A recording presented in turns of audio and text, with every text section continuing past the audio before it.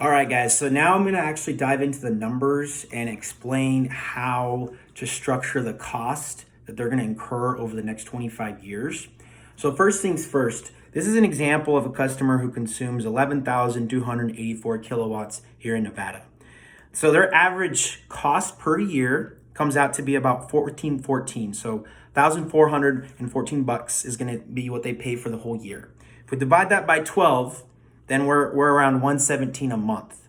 And just so you know, I usually project that number to be about $6 to $8 more by the end of the year because of the rate increase. So their average bill is going to be by the end of the year about 125. Okay, so that's a good number to go off of.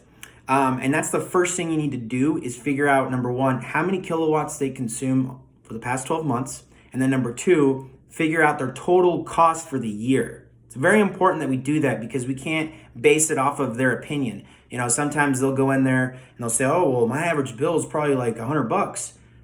Okay, well, that's what you feel. You may feel that that's your bill, but what's the actual reality?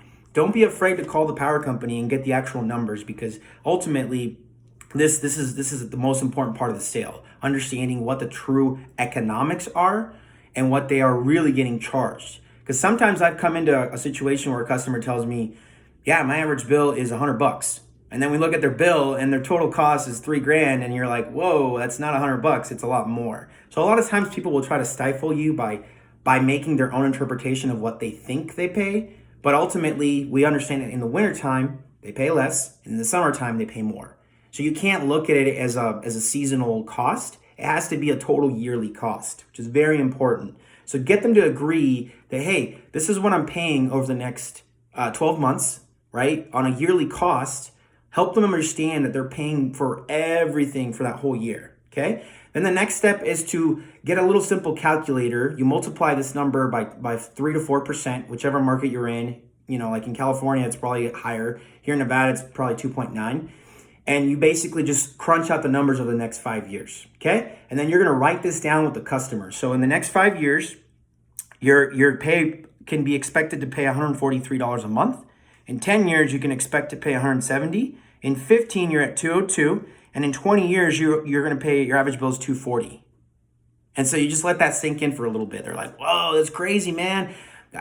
Yeah, the rates are going to go up. And at the end of the day, you want them to be on your side. If they tell you, oh, no, that's not going to happen, or whatever they tell you, you're going to know how to navigate the waters, because however they react to this is going to determine whether mentally they're there to do solar or not.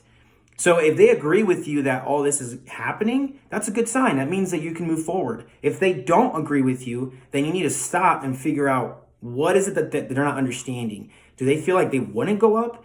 You know, and so I would not proceed with the rest of the sale until all this is in check, until they agree with you that all this is true, okay? Now, obviously, these are estimations, but ultimately, they have no control over the power or over the cost for their power. That's definitely something that you can guarantee. Now, with that being said, then you spread over 25 years, their total cost is $61,211. Okay, 60 grand over the next 25 years, Mr. Customer, that you're going to pay for a power company, and you're never going to own it. And then you pause and you say, you know, out of this 60 grand, how much are you going to get back? And then you just put a big fat zero there, right? And you just say nothing. Okay, so we can agree right now that you rent your power, right? Yes. Okay, because you do not control the cost. Correct.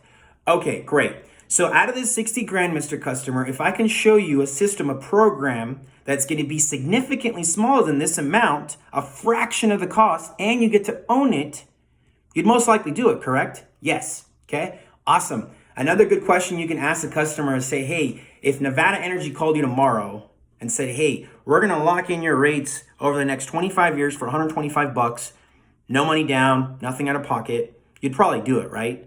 Yes. Okay, when was the last time ENRG called you to try to save you money? They haven't. Why? Because they're just going to continue charging you. On top of that, they're never going to offer you incentives and rebates unless you go solar. That's literally it, okay? So once you establish the total cost for the next 25 years, then you move on to the next portion. A system like this is going to be about 7.9 kilowatts to offset 100% of their power, okay?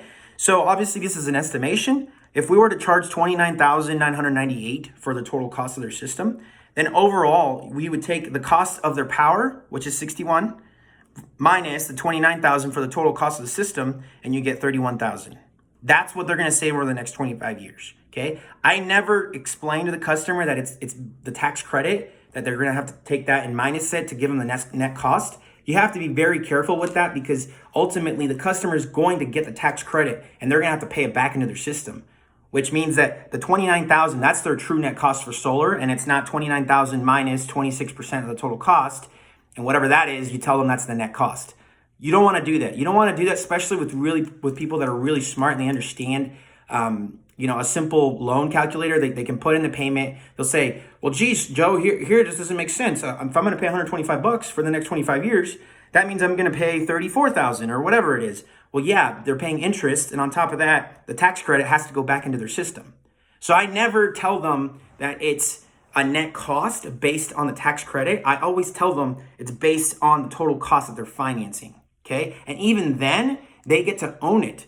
This essentially is about 50% of the cost of their system. And on top of that, they obviously get the increased value of the home. Okay. So that's how I would break down the numbers.